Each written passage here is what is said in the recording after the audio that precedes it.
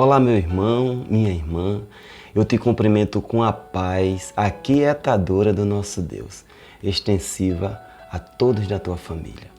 Falarei hoje acerca do perdão, a ação de perdoar.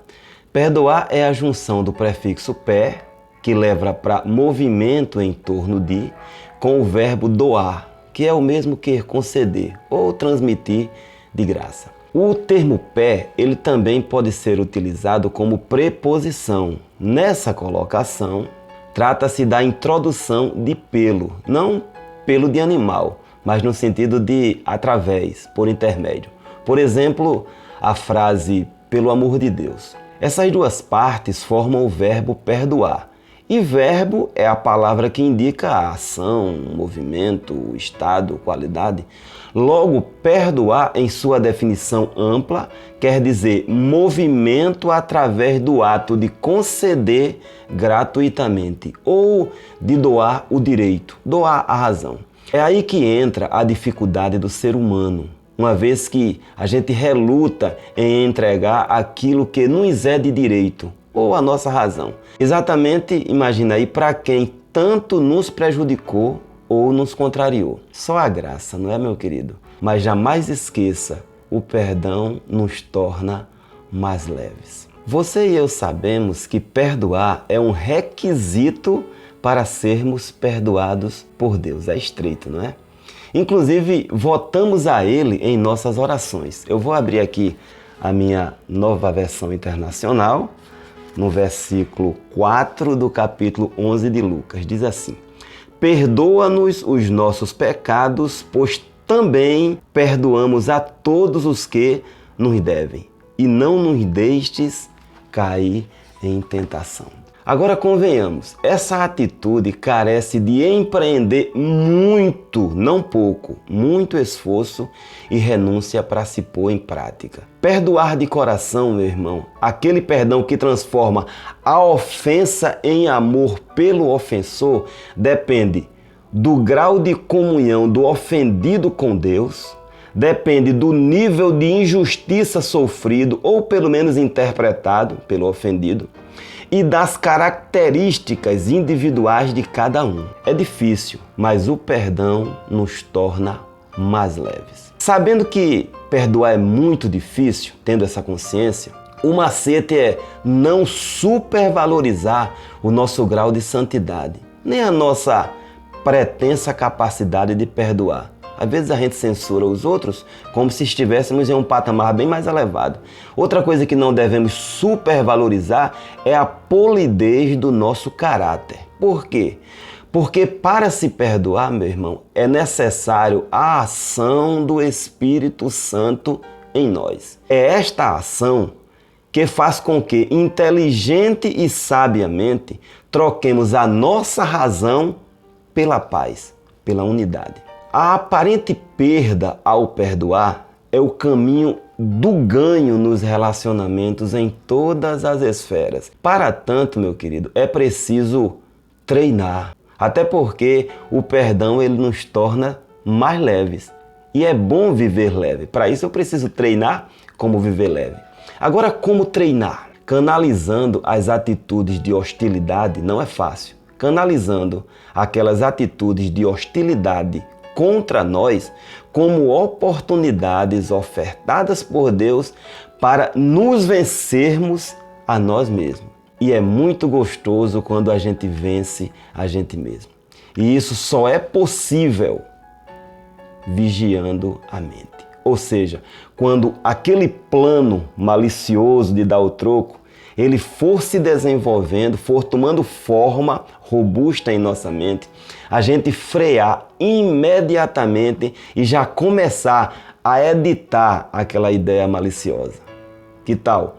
Eu te identifico, natureza humana. Você está querendo obstruir ou sabotar a minha comunhão com Deus. Ora, se somos mais que vencedores, meu irmão, se aprendemos com Jesus, só provaremos isso para nós mesmos, e isso melhora muito a nossa autoestima, quando a gente descobre que é nas perdas que se ganha. Até porque no cristianismo, quando o tema é disputa, o caminho ele é inverso. quando eu aprendo a perder no cristianismo, eu começo a ser mais do que vencedor. Até porque eu sei, já experimentei, que o perdão nos torna mais leves. Sabe um campo difícil de se praticar o perdão? O campo familiar. Isso porque a convivência diária, se a gente não vigiar, desgasta o encanto, o brilho das relações. Basta um tentar fincar as estacas e não flexibilizar para o avanço do outro no seu terreno. Eu coloquei aqui, daqui ninguém passa. E isso é muito natural de quem vive perto. Quem nunca invadiu, meu irmão, o terreno alheio? Mas quando eu raciocino, logo, imediatamente, eu mudo o ângulo da visão. O pensar me leva a isso. Então entra a experiência e esta me dirá que o meu pai e a minha mãe fizeram o melhor que sabiam porque eles pensavam que era o melhor para mim. Quando eu coloco a minha mente para pensar, para funcionar, logo o esposo ou a esposa dirá: é uma pessoa diferente de mim e casou comigo para que nos ajudemos mutuamente nessa caminhada da vida. A gente não pode viver guerreando os espaços. Esse pensamento ele é nobre, até porque, pensando bem, o perdão ele nos torna mais leves. Veja que perdoar carece de empatia. E empatia é a capacidade de se colocar no lugar do outro e procurar entender as circunstâncias que levaram a tal pessoa a agir tão contrariamente à nossa expectativa. Agora, como é que se faz isso? No momento da batalha é muito difícil, mas esfria aí o quengo, um tiquinho, e depois procura ouvir a outra parte. Só tu e tu. Não precisa ouvir literalmente a outra parte. Uma dica: foque nas ferramentas que o ofensor dispunha ou dispõe para a batalha da vida. A sua árvore genética, isso mesmo, o seu grau de instrução, o ambiente em que foi educado ou educada, também as circunstâncias daquele desentendimento ou do que foi construindo o desentendimento. As coisas normalmente acontecem paulatinamente. Qual foi a nossa parcela de culpa ou de cooperação para o desacordo? E eu não tenho dúvida, meu irmão, que você vai entender o porquê de tanta hostilidade sofrida ou trocada. Em seguida, concluído que de fato houve a invasão da outra parte, as estacas foram postas dentro do meu terreno, comendo um pedaço da minha terra, então, meu irmão, só tem um jeito, é cair nos pés de Jesus, suplicando de dia e de noite para que o Espírito Santo nos dê habilidade para perdoar, porque o perdão, ele nos torna de fato mais leves. Vamos lembrar o que é perdoar. Perdoar é o ato de doar a nossa razão ou o nosso direito para o outro. Isso em troca da paz e da salvação. Por que salvação, irmão Gilvan? Porque a gente só entra no céu perdoados por Jesus e Jesus só nos perdoa se perdoarmos o outro, independentemente da gravidade da ofensa. Porque se perdoardes aos homens as suas ofensas, também vosso Pai Celestial vos perdoará a vós. Se, porém, não perdoardes aos homens as suas ofensas, também vosso Pai vos não perdoará as vossas ofensas. Está no capítulo 6 de Mateus, no versículo 14 e 15. É parada dura, mas não tenha dúvida, ou melhor, não tenhamos dúvida. O perdão, ele nos torna mais leves. Escuta esse fato. Preste bem atenção. A minha esposa, Marineide, ela dirigia um círculo de oração no bairro Nordeste. Isso há uns 12 anos aproximadamente. Uma irmã que sempre visitava aquele círculo de oração, ela teve seu filho muito jovem, aquele rapaz, assassinado de forma muito brutal. Uma perda das mais dolorosas. Ela colocou no seu coração, meu irmão, ganhar o homicida que havia tirado a vida do seu próprio filho para Jesus. E começou a visitar aquele moço na penitenciária. Ela levava comida, presenteou aquele jovem com uma Bíblia e foi ganhando a amizade do rapaz. Isso sem ele saber que ali estava a mãe de um dos jovens que ele havia tirado a vida. Ele já havia tirado a vida de alguns, aquele rapaz. Numa das idas àquele círculo de oração, ela contou que pegou um amor tão grande pelo assassino do seu filho que o tinha como seu próprio filho. Parece que Deus fez uma transferência do amor do filho perdido para aquele que tinha tirado a própria vida dele.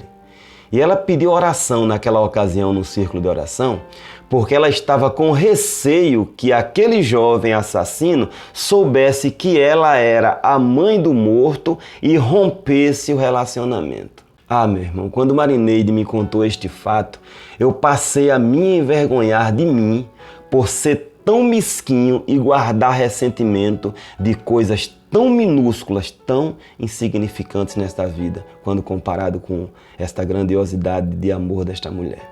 Que Deus doou esta mulher. Uma certeza eu tenho, Jesus investiu na determinação daquela mãe. A partir do momento que ela doou a sua razão, que ela doou o seu direito, a partir do momento que ela perdeu de forma resignada. Só o Espírito Santo. Foi aí que o Senhor operou com o senso de justiça contido nela e inativo, e o Espírito Santo a presenteou com a nobreza de perdoar algo tão grave. Irmão Gilvan, mas como assim senso de justiça? Eu vou lhe dizer. Em Mateus capítulo 1, versículo 18 e 19, apenas a título de embasamento, conta que, estando Maria, a mãe de Jesus, desposada com José, antes de se ajuntarem, ou melhor, antes de se casarem efetivamente, ela achou-se ter concebido do Espírito Santo. Então José, seu marido, como era justo, preste bem atenção, não a queria infamar, intentou deixá-la secretamente. Está vendo, meu irmão, minha irmã, o que é senso de justiça num prisma divino? Não é vingança, não é dar o troco, nem é gritar, eu quero justiça. Claro que a nossa natureza, ela nos impulsiona para isso, mas pelo menos saibamos o que é justiça dentro da ótica divina. Agora vamos pensar como José, para ver se a gente compreende José. Maria estava grávida e dizia ser do Espírito Santo. Preste bem atenção. Como esse argumento não tinha uma explicação lógica perante a opinião pública, ele até que administrou bem isso aí. Logo, Maria seria acusada de adultério e condenada à morte. Era a regra, era a cultura. José, como era justo, ele intentou deixar Maria secretamente para a livrar. Entendeu? Ele desaparecendo, sofreria o dano, a má fama, de ter engravidado a noiva e fugido para não assumir. E assim, Maria estaria livre. José sofreria o dano. José, como era justo, doaria a sua razão, o seu direito, sem dar espaço para os questionamentos da mente, pois ele sabia que o perdão nos torna mais leves. Amém?